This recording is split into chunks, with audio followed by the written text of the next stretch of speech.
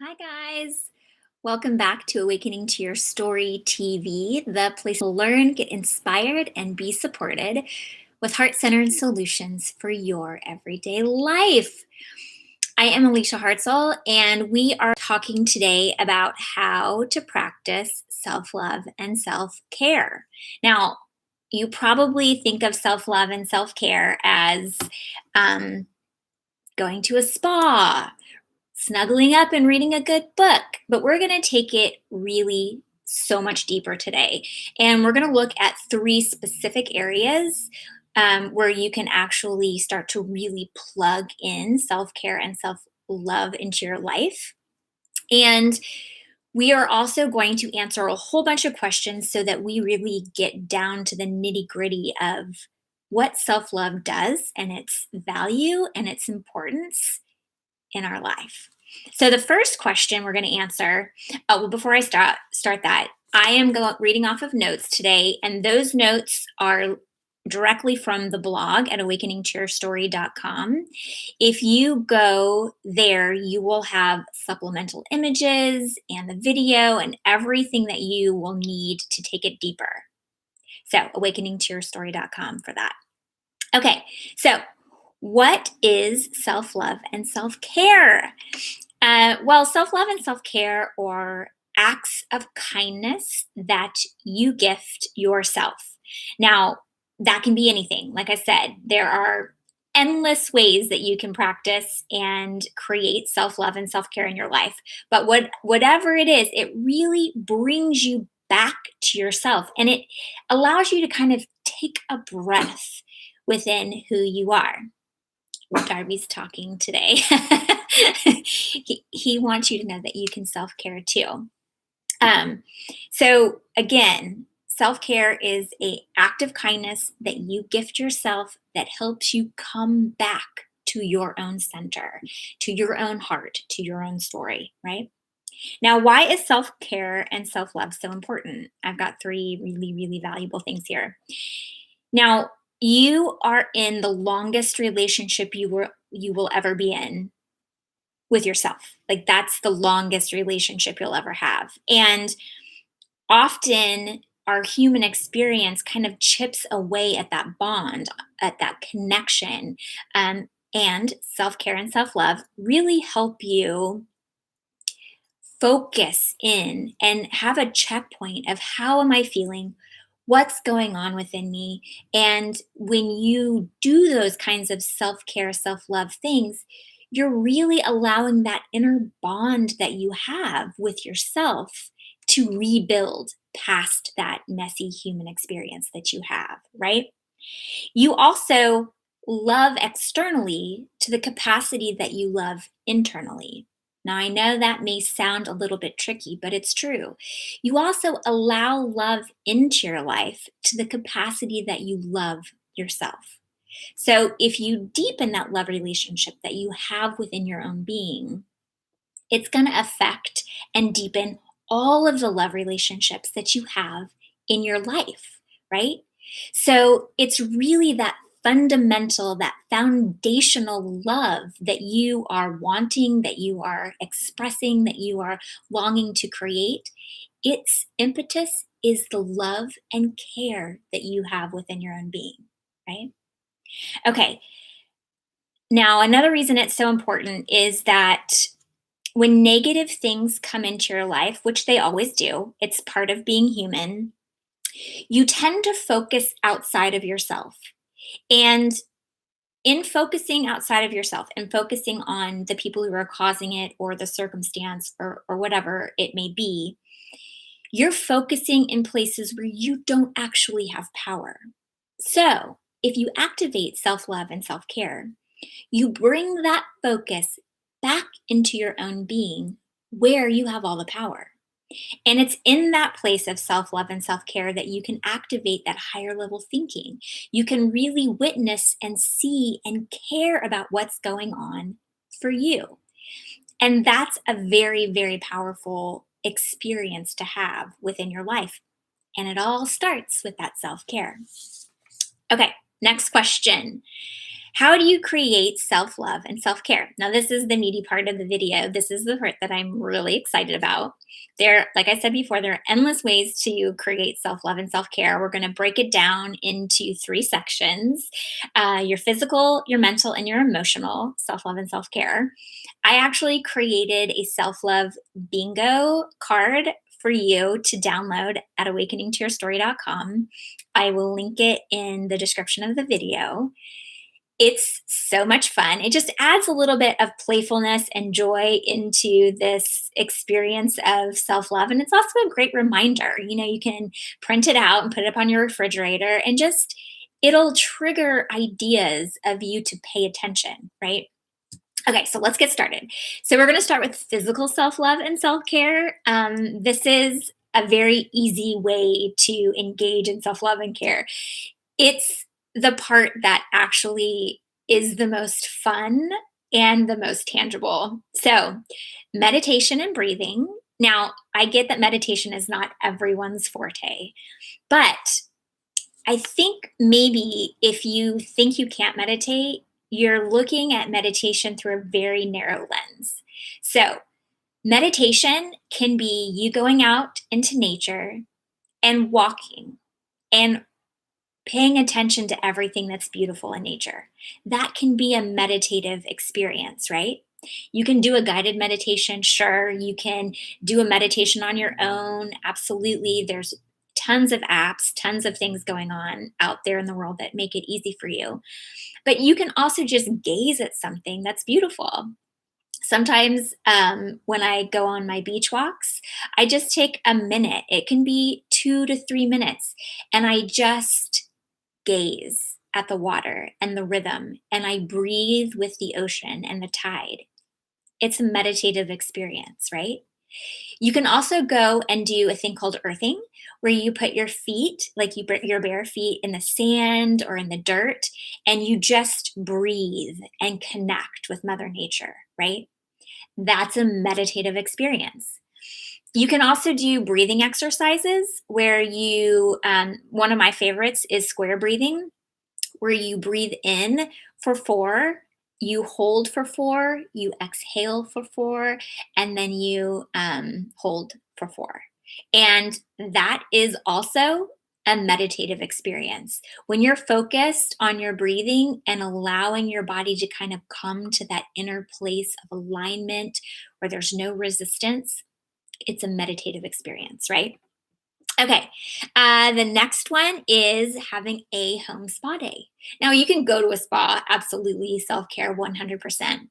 I love making up my own spa day.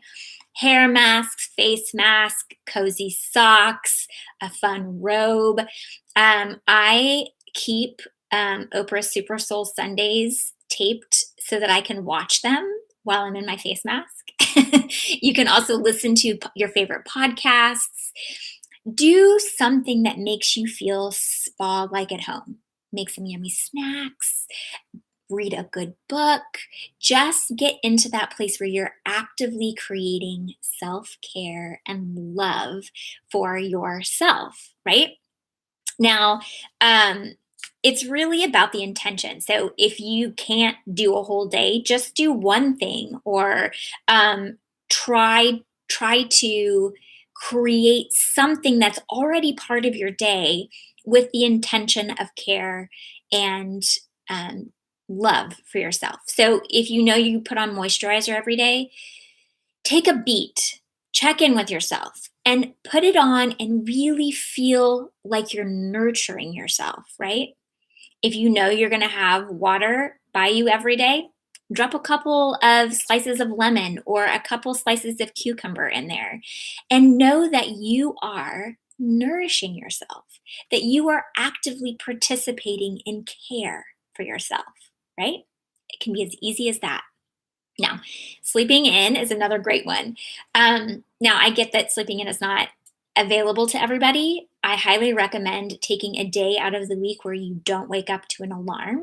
You just allow your body to tell you when it wants to wake up. But if you can't do that, set aside time for a nap.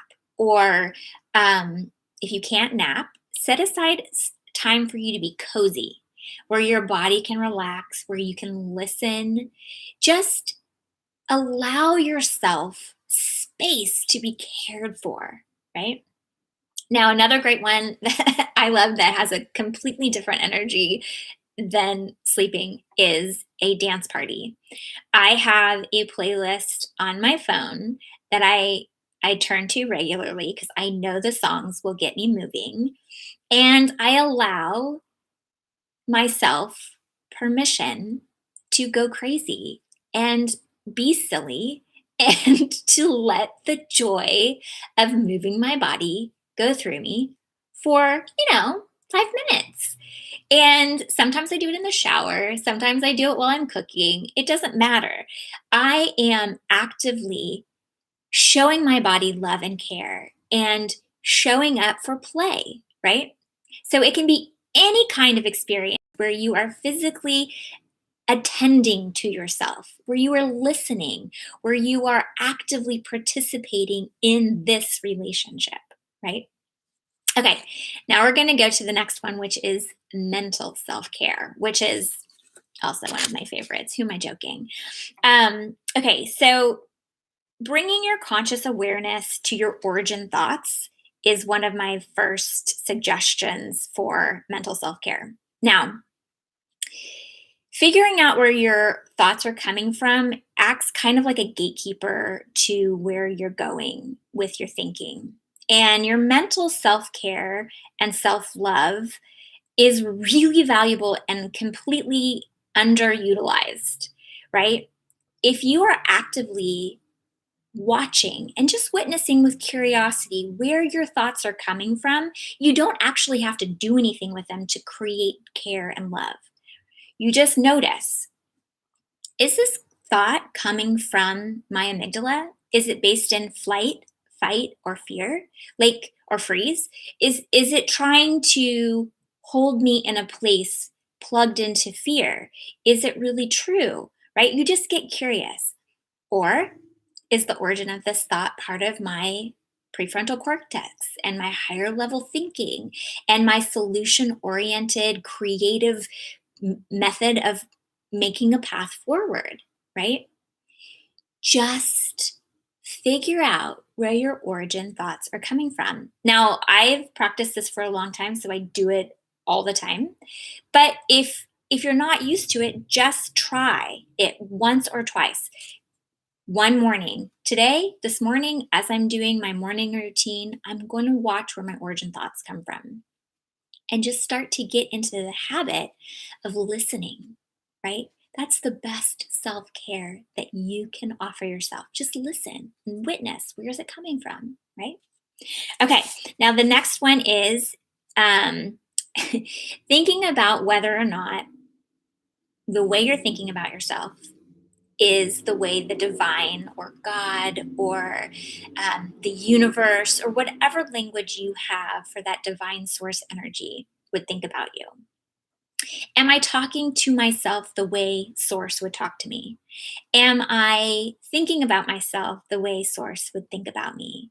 Am I offering those thoughts within my being the way that source would? And that really is a gatekeeper too. Are these thoughts really serving me? Are they true? Or are they something that is part of the messy humanness that I actually have power over? Right? Another great thing is focusing on gratitude and optimism. I did a video a while back about creating optimism practices that I will also link into the description of this video. Easy, easy, easy ways. Call out your gratitude. I suggest writing them down, doing a voice memo, creating a video. Start your day, end your day with it, whatever makes you feel good. You can do it with a friend, you can do it on your own. Just create a practice of showing up for what is good and right in your life. That is such a very, very powerful self care act that you can do because it really shifts the entire momentum of your thinking, of your day. It filters all of that negative stuff kind of out of your focus. And that is caring and loving by focusing and elevating what is right in your life, right? Okay. Give yourself a thought party. This is one of my favorites. Now, a thought party is where you allow yourself to daydream about the things that you want in your life with no limitation. So you take all the limitation out and you just allow your heart and your mind and your being to go there 100%. So whether it's the feelings you want to feel, or the job that you want, or the house that you're dreaming of, or the relationship that you are wanting, don't focus on details. Don't make it as if like it has to be this way. Just allow yourself to continuously have a party around it. Like, I want to feel joy. Okay, I'm going to settle in, listen to my heart. Okay, what would it feel like to feel overjoyed? Where have I done it before? Where am I going? What does it feel like? Who comes into the picture? Just allow yourself to have a thought party that is plugged into everything that's possible and everything that you really want. Give yourself 5 minutes, 10 minutes. And if you notice yourself pull into the limitation, just forgive it and bring it back. Set a timer, doesn't matter. Thought party. Trust me, you'll love it. Okay, now the next place is the emotional self love and self care. And this area is really underlying in the last two. It's kind of a mix, but I want to call it out specifically because I don't think we pay enough attention to it, right? Okay, so emotional self love and self care is, or an option for it is, loving yourself more than the actions and thoughts of others. This one is really good because it really does help you unplug from other people's stuff and stay plugged into your own heart, your own story, what it is you want, how it is that you feel within yourself, right? You love yourself more than focusing out there, more than any of the thoughts that come in from outside sources. So again, it's kind of like a gatekeeper to your thinking, right? And your emotions, because emotions are an extension of what you're thinking. Number two is honor the feelings that you're having, however they're showing up, and just keep looking for a way to kind of bring yourself back into alignment. So if you're having negative emotions, if you're having a rough time, if you're stressed, if you're anxious, whatever it may be, allow it to be there and just keep looking for ways to bring yourself back into alignment. Now, I have the starter kit and the handbook on awakeningtoyourstory.com for free. All you have to do is head over and download it. And those help you do just that. They help you allow your emotions to be what they are and then utilize those negative emotions to help you get back into that place of probably more alignment than you were in even before, right? So you can go and get those tools if you want them, or just leave room for that alignment to come back. You can also call out the emotions that you want. If you want joy, if you want happiness, if you want peace, if you want inclusion, if you want enthusiasm, whatever it is that you want, call it out, claim it, and then look for source or the divine to help you. Ask, this is what I want. Help me find it. And then be open to seeing it around you, to feeling it within you, right? That is one of the ways that you can love yourself through your emotions. You can care for yourself through that emotional experience. Okay, you can also listen to your emotions with the understanding that you do not have to follow them, right? You have power over your emotions more than your emotions have power over you. We don't often think that that's the case, but your emotions are an extension of your thoughts and the way that you're feeling, right? So if you look at it that way, You absolutely have power over the way that you're thinking, where your thoughts are coming from, amygdala, prefrontal cortex, right? You have the ability to feel. I'm not saying don't feel your negative emotions. By all means, feel them for as long as you need to. But don't let them trick you into spiraling down and staying in a negative place longer than you need to be, right? Because staying in those negative emotions really is not your inner alignment. That's not your truth. That's not where you're the strongest. That's not where you're the whole, right? So allow your emotions to show up the way that they are and listen to them with the understanding that you actually have the power to direct them. They don't have to have the power to direct you, right? Okay, now on to a couple more questions. What are the benefits of self love and care? Now, I really, really want to drive this one home. Um, you love yourself more than you are willing to let other people's stuff into your story. You have so much love and care within yourself that the things that other people are doing don't make you doubt yourself.